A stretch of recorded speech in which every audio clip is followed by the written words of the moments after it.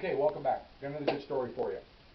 This time I had another partner that I worked with for a long time, and we're working what they call a special problems unit. Plain clothes, and we go out at the direction of detectives and some patrol sergeants and do special things, special crimes and stuff that patrol uniform officers can't do because of the way they're driving their cars and people know they're there. So we've been, and this particular partner of mine, been working together for almost a year, so we knew each other pretty well. And we got an assignment. They have some low-cost city government housing and a huge area, and in the middle of it they had a school and a schoolyard. And every weekend or every other weekend they were getting broken into in the schoolyard. And so they wanted to stop obviously. So happened Saturday night, Sunday morning.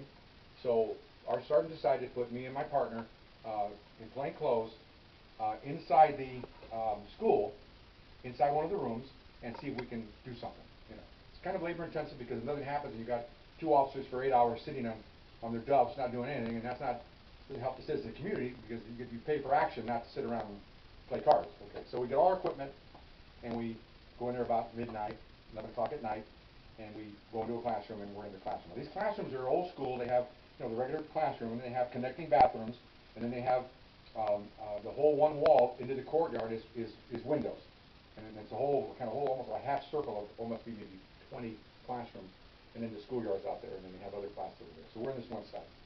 So we're sitting there. We're sitting in little first grade chairs, and the only light we have is coming from the outside. And my partner and I are playing poker. We can barely see the cards. We're just trying to kill time. Every hour we have a patrol unit nearby, and every hour we check in, we're alive, we're okay. All right. So about 2 in the morning, two kids come in the courtyard. Now what's two kids about 10 or 11 doing in the courtyard at 2 o'clock in the morning? Well, they're going to break in, obviously. So we're watching them, and they're checking the doors. Okay. And I'm not going to say this because there's anything racial with it. Just so you know the makeup, it was a black kid and a brown Latino kid. Because that was the mix we had. Later on, I'll explain what that means just in general, just so you know. So, and this is a heavy black and Hispanic area. So obviously that's what you're going to have is criminals who match the demographics of the area. But anyway, so they're checking the doors. The last door is our door. The little black kid, I'm saying kid because he's only like 11, pulls out a little crowbar and he's breaking the wood on the door frame. So we're going good. So we back up into the bathroom, took all our stuff, and we're waiting. This partner, like my other partners, we had a tendency to not tell people we're the police until the very last minute. And some of you haven't seen the last video.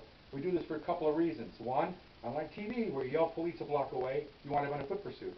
We tell them at the very last second. That way we're almost on them, and they can't run because we're one step away. Okay. Officer safety, their safety, because if we have to chase them, someone might get hurt, they could fall, whatever could happen. The second reason we do it is it's kind of fun. Okay. Kind of fun to scare people. Again, criminal officer contact should be something the criminal will remember the rest of his life. That's what we look at, and it's kind of convoluted, but we don't care. Okay. So we're hiding. They pop the door, and they come in. They close the door. Okay. In some counties in California, you could arrest them for burglary. In LA County, they have to take something.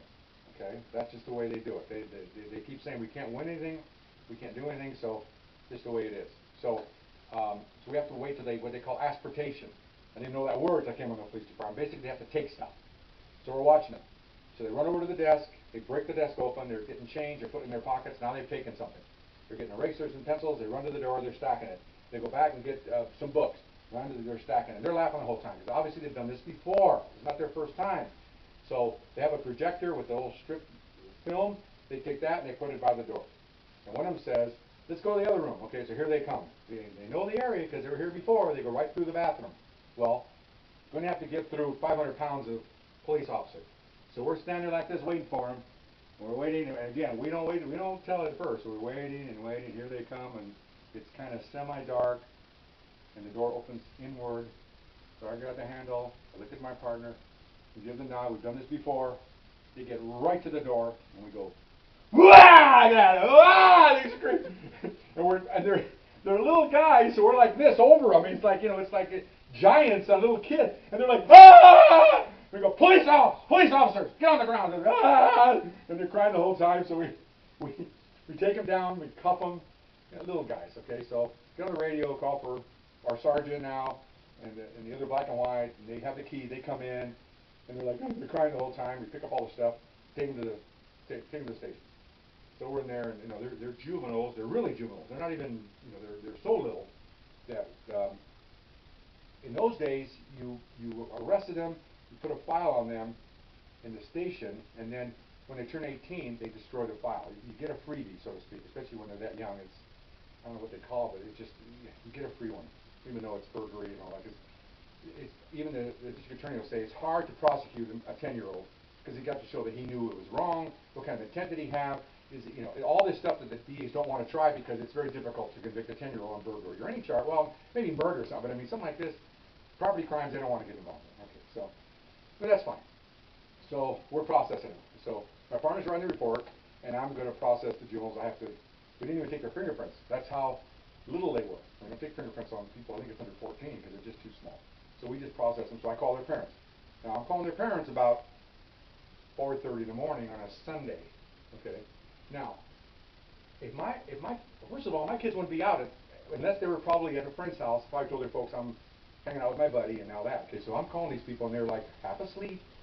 And who are you? And I'm a police officer. Blah blah. Oh my God! You gotta come down to the station. I have your son here. What? Your son so and so? Yes.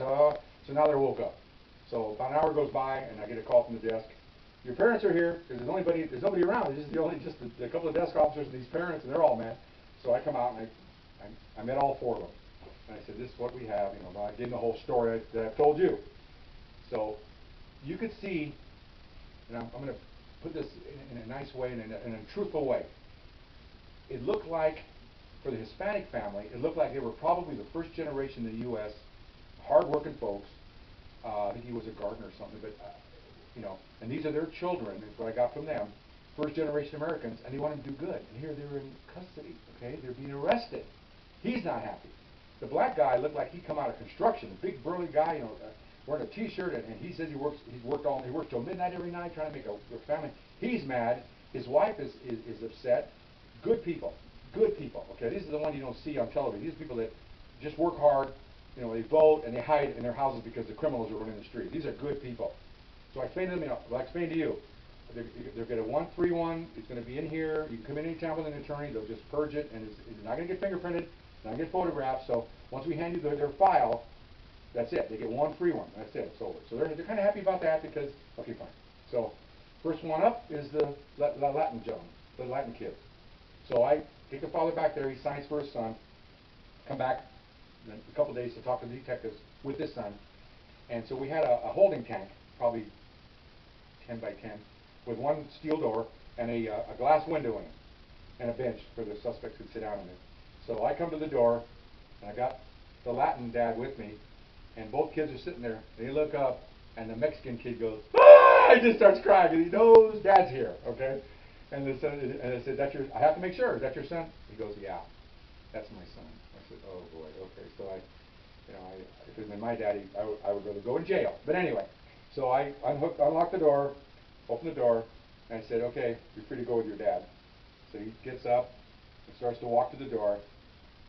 I have seen men go to the electric chair faster than this kid walked from the back of that bench to the door, okay?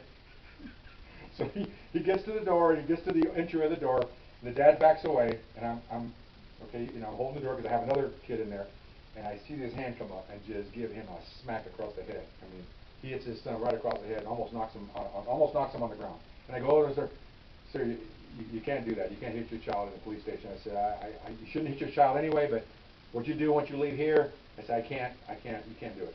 He goes, okay, in Spanish now. He goes, okay, go outside with your mother. We'll take care of this. And I'm thinking, oh my gosh, I want to be this kid. My dad my dad probably would have beat me at 60 years old. That's horrible. Okay, so anyway, so he leaves. So I go outside and bring the other fellow in, the black gentleman with his son. And then as soon as the son sees his dad, he starts crying. Because these are little guys. I worked a lot of gangs with a lot of juvenile criminals from 15, 16 all the way up. They don't cry. There's no emotion out of them. They're just hardened. These are young little guys, man. They're 10, 11 years old. They just probably did something stupid and they think it's fun, and then all of a sudden we get caught. Okay, so he's crying. So then I go to open the lock, and whoa, wait a minute, before I do this, I gotta tell the dad, okay, I'm a parent too, but you can't hit your son in the station. Okay, and he looks at me and goes, okay. And he gives me a look like he wants to, and I said, yeah, you really can't. Whatever you do else, that's your business, but you can't do it in here because we just can't let it happen. Oh, okay, I understand. So I opened the door and kicked it out, and again, he walked like he was going to death row, man. He just one foot in front of the other. I felt sorry for the kid.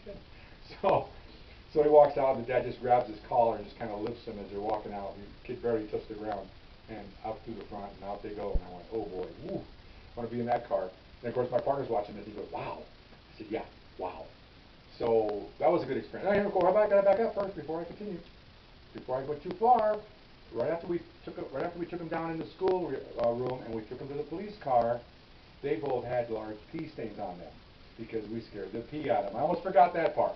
And again, back to the original story, when we tell people and we yell at the last minute police, that's kind of a bonus. We're very effective in doing that. That's kind of a result of being scared. And again, they should be scared. This is not a good thing. This is illegal, and you ruin your parents' opinion of you. You might be ruining your lives if you do this again in the future, so they should be reminded not to do this.